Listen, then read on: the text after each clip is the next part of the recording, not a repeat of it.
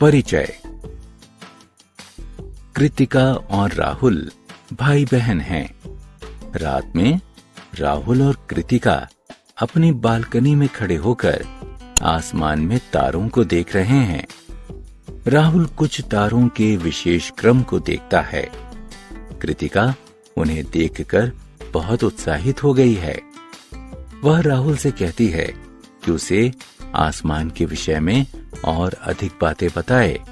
इस अध्याय में आप कुछ खगोलीय या आकाशीय पिंडों के विषय में जानेंगे। आओ सीखें। सूर्य का वर्णन करना। पृथ्वी के लिए सूरज, सूर्य के महत्व को बताना। चंद्रमा का वर्णन करना। चंद्रमा के महत्वपूर्ण आकारों की सूची बनाना। सूर्य एक चमकता तारा है। ये बहुत ही गर्म और बड़ा है, यहाँ तक कि ये हमारी पृथ्वी से भी बड़ा है। ये बहुत ही दूर है, इसलिए ये हमें छोटा दिखाई देता है। हमारी पृथ्वी सूर्य के चारों ओर चक्कर लगाती है। यह एक चक्कर पूरा करने में 1 साल लगाती है। सूर्योदय और सूर्यास्त। सूर्य पूर्व दिशा से निकलता है और पश्चिम में डूबता है। दोपहर में यह ठीक हमारे सिर के ऊपर होता है। सुबह और शाम में परछाइयां लंबी बनती हैं।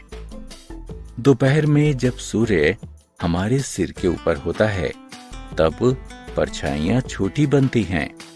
गर्मी और प्रकाश का स्रोत। सूर्य हमें गर्मी और प्रकाश देता है।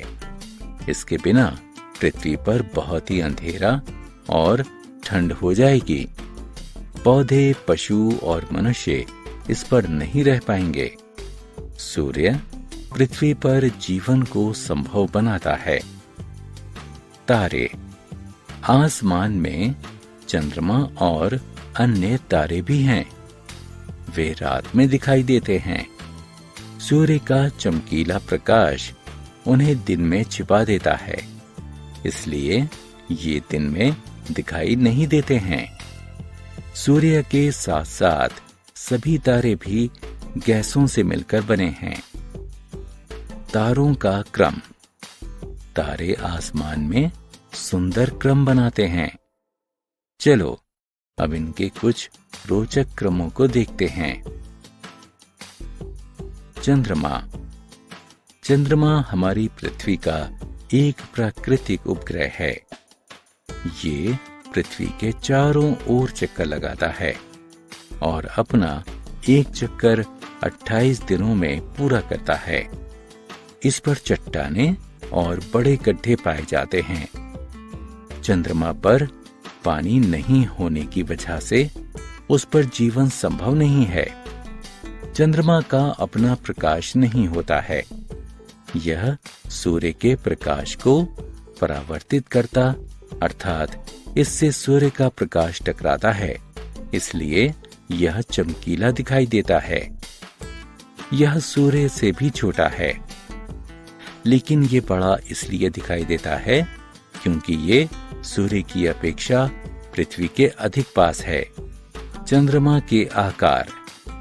पृथ्वी के चारों तरफ चक्कर लगाने से चंद्रमा का आकार लगातार बदलता रहता है। जब चंद्रमा आसमान में अदृश्य यानी दिखाई नहीं देता है, तब यह अमावस्या यानी नया चंद्रमा कहलाता है। जब चंद्रमा आसमान में पूरा दिखाई देता है, तो यह पूर्णिमा यानी पूरा चंद्रमा कहलाता है। हमने क्या चर्चा की? सूर्य एक तारा है। सूर्य हमें गर्मी और प्रकाश देता है। पृथ्वी सूर्य के चारों ओर चक्कर लगाती है। तारे गैसों से मिलकर बने होते हैं। चंद्रमा पृथ्वी का एक प्राकृतिक उपग्रह है। चंद्रमा पृथ्वी के चारों तरफ चक्कर लगाता है। चंद्रमा सूर्य के प्रकाश को परिवर्तित करता है, अर्थात इससे सूर्य का प्रकाश टकराकर वापस लौटता है। चंद्रमा का आकार लगातार बदलता रहता है